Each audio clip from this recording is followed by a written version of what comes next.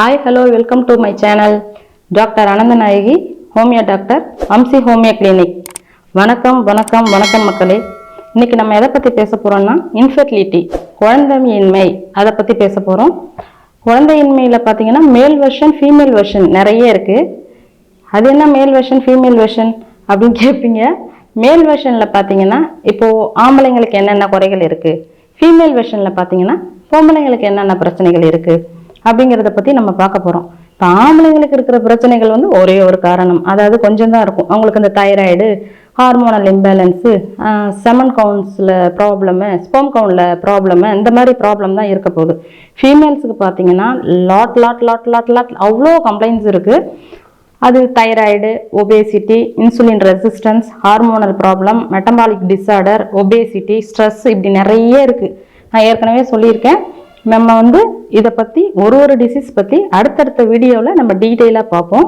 இப்போ நம்ம மேல் வெர்ஷன் பற்றி எடுத்துக்கலாம். மேல் வெர்ஷன் பார்த்தீங்கன்னா இப்போ மேலுக்கு டாமினண்டாக இருக்கிறது ஸ்பெர்ம் கவுண்ட் கம்மியாக இருக்கிறது தான். நிறைய பேர் கிளினிக் வராங்க இல்லையா, ஸ்பெர்ம் கவுண்ட் கம்மியாக இருக்கிறதோட தான் வராங்க. ட்ரீட்மெண்ட் எடுக்கிறப்போ என்னப்பா ப்ராப்ளம் அப்படின்னு கேட்குறப்போ, மேடம் நான் என் ஒய்ஃபை, எங்கப்பா உங்கள் ஒய்ஃபை கூட்டிகிட்டு வரலையா? இல்லை மேடம் கூட்டிகிட்டு வரல. ஏன்ப்பா கூட்டிகிட்டு வரல? எனக்கு விந்தணுக்கள் கம்மியாக இருக்கும் மேடம், அது என் ஒய்ஃபுக்கு தெரியக்கூடாது.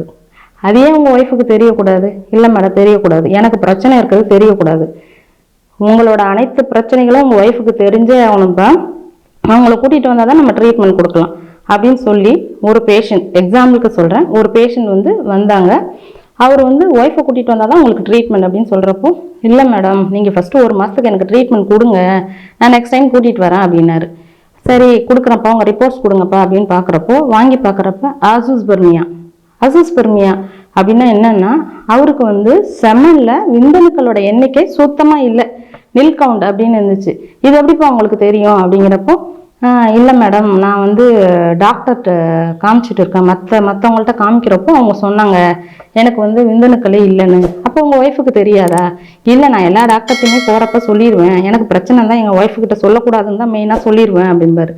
சரி இவருக்கு ஏதோ ப்ராப்ளம் இருக்குது, அதை பற்றி நமக்கு அவசியம் இல்லை, ஆனால் நம்ம இது என்னன்னு பார்ப்போம் அப்படின்னு சொல்லிட்டு ஏசோஸ்பெர்மியானா என்னன்னு பார்ப்போம். ஏசோஸ்பெர்மியாங்கிறது ஒரு ஆணோட விந்தணுக்கள், அந்த செமன் அனலைசிஸ் அப்படின்னு ஒரு டெஸ்ட் எடுப்போம். அதில் பார்த்தீங்கன்னா விந்தணுக்கள் ரொம்ப கம்மியாக இருக்கிறது தான், அதாவது கம்மியாக இருக்கிறதுல சுத்தமாக இல்லாமல் இருக்கிறது தான்.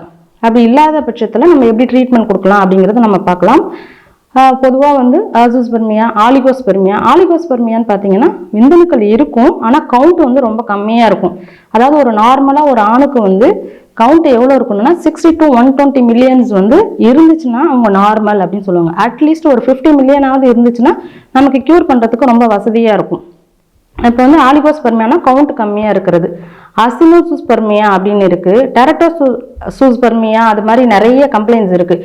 அதாவது விந்தணுக்களோட தலை பெருசாக இருக்கிறது, பின்ஹெட் இருக்கிறது, அதனோட ஷேப் மாறி இருக்கிறது, அதில் இன்ஃபெக்ஷனாக இருக்கிறது, அதுக்கப்புறம் அதனோட மொட்டிலிட்டி கம்மியாக இருக்கும். மொட்டிலிட்டினா எவ்வளோ ஃபாஸ்ட்டாக உள்ளர போகுதோ அந்த அளவுக்கு நமக்கு நிறைய சக்ஸஸ் கிடைக்கும். இல்லை மெதுவாக போகுது, அதில் அதனோட வேகம் கம்மியாக இருக்குது, இந்த மாதிரி நிறைய கம்ப்ளைண்ட்ஸ் இருக்குது.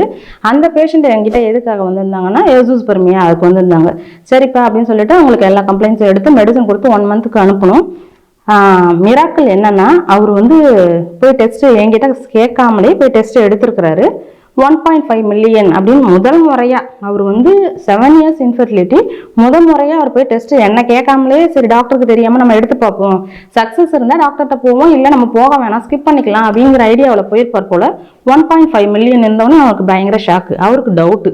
திருப்பி ஒரு 2 மணி நேரம் கழிச்சு இன்னொரு லேப்ல போய் எடுத்திருக்கிறாரு. 2.7 மில்லியன்ஸ் அப்படின்னு வந்திருக்கு. அவருக்கு பயங்கர ஹாப்பி. வந்தார், அப்பயும் ஒய்ஃபை கூட்டிகிட்டு வரல. எங்கப்பா ஒய்ஃபை காணோம் அப்படின்னு. இல்லை மேடம் இப்போ தான் மேடம் எனக்கு கவுண்ட் கொஞ்சம் கூட ஆரம்பிச்சிருக்கு, அடுத்த டைம் கூட்டிகிட்டு வரேன்னாரு. எப்போ நீ கூட்டிகிட்டு வந்தீங்கன்னா ஒய்ஃபுக்கு தெரியாமல் எந்த இதுவும் இருக்கக்கூடாதுப்பா, உங்களோட வாழ்க்கையின் பாதியே உங்கள் ஒய்ஃப் தான், நீங்கள் அவங்களுக்கு தெரியாமல் பண்ணுற எந்த விஷயமும் நல்லது கிடையாது, நீங்கள் கூட்டிகிட்டு வாங்கன்னு. சரிங்க மேடம், ஆனால் இப்போ எனக்கு கவுண்ட் இருக்குது, ஆனால் கம்மியாக இருக்குன்னு சொல்லுங்கள், எனக்கு சுத்தமாகவே இல்லை, நான் முன்னாடியே உங்கள்கிட்ட ட்ரீட்மெண்ட்க்கு வந்தேன்னு சொல்லிடாதீங்க அப்படின்னாரு. சரி நான் சொல்லலைப்பா கூட்டிகிட்டு வாங்கப்பான்னு. அப்புறம் அடுத்த நாள் கூட்டிகிட்டு வந்தார் ஒய்ஃபை. என்னப்பா ப்ராப்ளம் அப்படின்னு. மேடம் எங்கள் மாமாவுக்கு எந்த பிரச்சனையும் இல்லை மேடம், எனக்கு தான் மேடம் ப்ராப்ளம் அப்படின்ச்சு. பாத்தியாப்பா அவங்க ஒய்ஃபுக்கு எவ்வளோ பெரிய மனசு, அந்த பொண்ணை போய் குறை சொல்றியப்பா அப்படின்னு. அதான் அவங்க திரும்பி சொல்றாங்க, மாமாவுக்கு எந்த பிரச்சனையும் இல்லை மேடம், எனக்கு தான் நீர் கட்டி இருக்கு அப்படின்னாங்க. பார்த்துக்கோங்க. அவருக்கு ஒரு மாதிரி ஆயிடுச்சு. அவருக்கு வந்து என் முன்னாடி அவங்க அது மாதிரி சொன்னது ரொம்ப அசிங்கமாக போச்சு. சரின்னு சொல்லிட்டு அவங்கள்ட்ட சொல்லி அட்வைஸ் பண்ணி, இது பறிப்பா கம்மியாக கவுண்ட் இருக்குப்போ உங்கள் வீட்டுக்காருக்கு நீங்கள் ஒரு 6 months ட்ரீட்மெண்ட் எடுத்தீங்கன்னா கண்டிப்பாக சக்ஸஸ் பண்ண முடியும். மீன்வைல் நீங்களும் ட்ரீட்மெண்ட் எடுங்க பிசிஓடிக்கு அப்படின்னு சொன்னேன். சரிங்க மேடம் நாங்கள் எடுத்துக்கிறோம்னு சொல்லிட்டு 2 பேருமே ட்ரீட்மெண்ட் எடுத்தாங்க. அடுத்த மாதம் அவருக்கு வந்து செமன் டெஸ்ட் எழுதி கொடுத்துருந்தேன். 12 millions வந்து வந்துச்சு. எனக்கு ஹாப்பி, அவருக்கும் ஹாப்பி. அப்புறம் ரெகுலராக வர ஆரம்பிச்சிட்டாரு. வர ஆரம்பிச்சுட்டு ஒரு 6 or 7 months ட்ரீட்மெண்ட் எடுத்தார். கன்சீவ் ஆகிட்டாங்க. ரொம்ப ரொம்ப சந்தோஷம், ரொம்ப ஹாப்பியாக இருந்துச்சு. அதுக்கப்புறம் அந்த பையனை கூப்பிட்டு கன்சீவ் ஆகிட்டாங்க மேடம் அப்படின்னு சொல்லிட்டு வந்து என்கிட்ட சொன்னார். ரொம்ப சந்தோஷமாக இருந்தார். கண்ணெலாம் கலங்கி சொன்னார். அதாவது என்னுடைய ஆண்மையை உருவாக்குனவங்களே நீங்கள் தான் அப்படின்னாரு. அப்படியெல்லாம் இல்லைப்பா, அதாவது ஒரு தப்பான புரிதல் உங்ககிட்ட இருக்குது. அலோபதிக்கு போனால் தான் சரி பண்ண முடியும், ஹோமியோபதிலாம் இதெல்லாம் சரியாகாது அப்படின்னு ஒரு தவறான ஒரு கருத்துக்கள் இருக்குது. அதெல்லாம் நீங்கள் சரி பண்ணிக்கிட்டாலே போதும்னு சொல்லிட்டு அப்புறம் பர்சனலாக நான் அட்வைஸ் பண்ணேன். ஒய்ஃபுக்கு தெரியாமல் இதையும் நீங்கள் செய்யாதீங்கப்பா, அவங்க எவ்வளோ வெகுளியாக சொல்கிறாங்க பார்த்தீங்களா, அவங்க இல்லைன்னா நீங்கள் கிடையாது, எங்கள் மாமாவுக்கு எந்த பிரச்சனையும் இல்லை அப்படின்னு சொல்கிறப்போ உங்களுக்கு கில்ட்டியாகவே இல்லையா அப்படின்னு கேட்டேன். லைட்டாக இருக்கும் மேடம் அப்படின்னாரு. இனிமேல் நீங்கள் எதுவுமே அவங்கள்ட்ட மறைக்கக்கூடாதுப்பா அப்படின்னு சொல்லிட்டு அவருக்கு அட்வைஸ் பண்ணி அமுச்சு வச்சேன். அதுக்கப்புறம் அவங்களுக்கு ஒரு ஃபீமேல் பேபி இப்போ 8 months 9 months ஆகுது. குழந்தையெல்லாம் தூக்கிட்டு வந்து காமிச்சாங்க. இப்போ ரொம்ப ஹாப்பியாக இருக்கிறாங்க. அவங்க ஒய்ஃப் வந்து இப்போல்லாம் எங்கள் மாமா என் மேலே ரொம்ப பாசமாக இருக்கார் மேடம், உங்ககிட்ட வந்ததுக்கு அப்புறம் தான் நீங்கள் நிறைய அட்வைஸ் பண்ணீங்களாம், அதனால என் மேலே ரொம்ப ஹாப்பியாக இருக்காரு, என்கிட்ட தான் எல்லாத்தையும் சொல்லிட்டு செய்கிறாரு, ரொம்ப தேங்க்ஸ் மேடம், நாங்கள் குழந்தைக்கு வந்ததோடு இல்லாமல் எனக்கு வந்து ஒரு நல்ல ஒரு சந்தோஷமான ஃபேமிலி லைஃப் ஏற்படுத்தி கொடுத்துருக்கீங்க, ரொம்ப நன்றின்னாங்க. எல்லாரும் அன்பை நோக்கி தானே ஓடிக்கிட்டு இருக்கோம், அதனால் அன்பை எல்லாருக்கும் கொடுத்து சந்தோஷமாக இருப்போம். மீண்டும் அடுத்த ஒரு வீடியோவில் சந்திக்கும் வரை உங்களிடமிருந்து நன்றி கூறி விரைவுகிறது உங்கள் டாக்டர் அனந்தநாயகி.